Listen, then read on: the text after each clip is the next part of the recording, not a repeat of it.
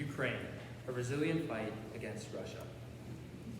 The conflict in Ukraine began in 2014 when then President Viktor Yanukovych disagreed with the EU on increasing economic relations with each other. This sprung widespread protests across Ukraine and uprisings began. From these protests, this caused Viktor Yanukovych to leave the country, and President Vladimir Putin used this as an opportunity to send his troops in and invade Crimea. A month later, he annexed Crimea. 3 months after that, separatist fighting broke out in eastern Ukraine. For around 8 years, there was a stalemate until December 2021, when, according to the Institute for the Study of War, Russia had built up around 200,000 troops and over 3,000 tanks and armored vehicles, all along Ukraine's borders. Just 2 months later, in February, these would come across the border. Most analysts thought Ukraine would fall within 3 days to a week. But the reality is, Ukraine did not fall. So the question is, how has Ukraine put itself in a position to hold back the Russian onslaught and win the war? Well, the first part of that is President Volodymyr Zelensky. He was a comedian and an actor before the war in Ukraine. But he has embodied the grit and resilience of Ukraine in this war. He famously said, reported by the New York Times, "I need ammo, not a ride." This has given confidence and has inspired Ukrainian troops and civilians to fight back against Russia. And more importantly, this has kept Western attention on Ukraine. This has ensured Western weapons coming to Ukraine from the onset of the war to now. On the military side of things, Ukraine has used their home turf advantage to their advantage. The key thing that Ukraine has over Russia is they know their surroundings well. Russia is, even though the land is similar, Russia is invading still a foreign country. And according to the Council on Foreign Relations, local informant networks provided invaluable intelligence about Russian locations and movements. This was key to Ukraine's success in the early stages of the war.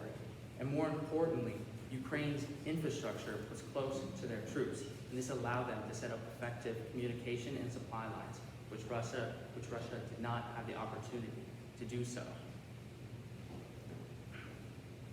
I think the most important part of Ukraine's defense so far has been effectively using Western weapons. As I talked about earlier, President Zelensky's intent focus on Ukraine's resilience guaranteed the West's support of Ukraine. And according to the Institute for International Studies, Ukraine has been given javelins, Stingers, howitzers, Patriot defense missile systems, HIMARS, and most importantly, Turkish-made drones. And also they went on to say, Ukraine has, out of 300 javelin shots, 280 have hit tanks and armored vehicles so far in the conflict. So that's just a little glimpse into how effective Ukraine has been so far in using these weapons. Stingers are close-range anti-air weapons, and Russia's military doctrine is built on helicopter gunships. And these Stingers have been able to knock down over 500 Russian helicopters. And more so, according to the Wall Street Journal, Russia was going to rely on air superiority to take control of Ukraine. But the United States' support in providing Ukraine Patriot defense systems has been essential. Ukraine has knocked out over 150 Russian aircraft, including 7 high-tech Su-57 Russian aircraft over the Donbass. But more importantly, Russia has relied on supply lines and headquarters inside of Russia to keep their operation going. And HIMARS, which is an advanced American artillery system, has been able to knock out and seriously damage these supply lines, seriously hampering the Russian offensive capabilities. But Most importantly, this has been a war of almost drones. Drones have given a view of the battlefield on both sides. And Turkey supplied Bayraktar B-2D drones to Ukraine. And this has given them a bird's eye view of the conflict.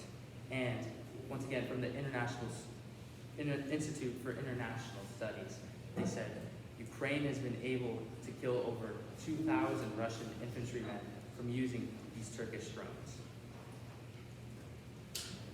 And effects like this have given Western nations confidence to supply heavy armor to Ukraine for this upcoming spring offensive. These are just some pictures of the Western weapons. In the left, you have the Javelin. In the middle, the Stinger. That is a Turkish-made drone. On the right, this is the Patriot defense system. That is the HIMARS artillery system. And that is an M1 Abrams tank coming to Ukraine this spring. And along with this, Ukraine has been able to capitalize on Russia's incompetence on the battlefield.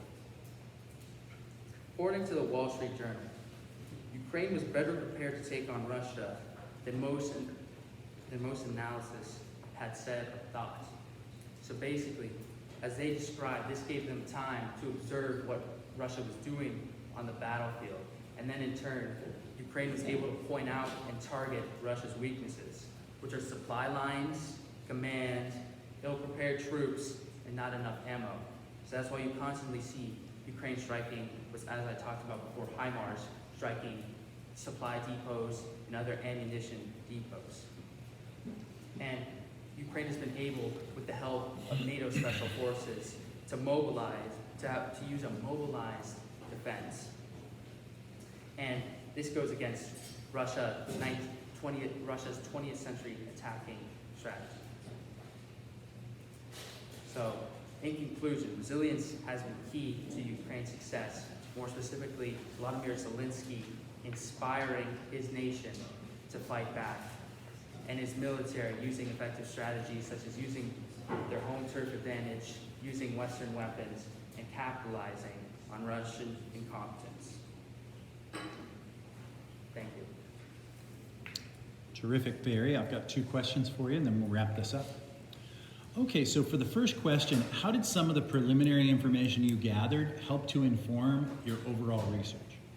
Well, my preliminary information was mainly about like where the conflict started. So it was a starting block for me, kind of like it opened different areas I could use for further research. Can you ask it one more time? Sure. I want to add on. So how did some of the preliminary information you gathered inform your research? Yeah, it was mainly about the conflict, but also there was a lot of current and relevant information, articles coming out about Ukraine's resilience. I was actually able to read those, and they went into more specific things about President Zelensky and Western weapons. So, as I said, it was a starting block for a lot of my research. Terrific. And then as a follow-up to that, what are the implications of your findings to the broader community, to the world? Well, I feel sometimes, even though this is a war going on, a lot of people looked into it for the first 2 weeks, then they kind of zoned it out. They just thought it's a war 2,000 miles away. So this kind of helps people to inform them of a real struggle going on right now that a lot of people might not be paying attention to. So hopefully it gives them just it's a lot more complex, but a brief insight into what's happening in one of the most serious situations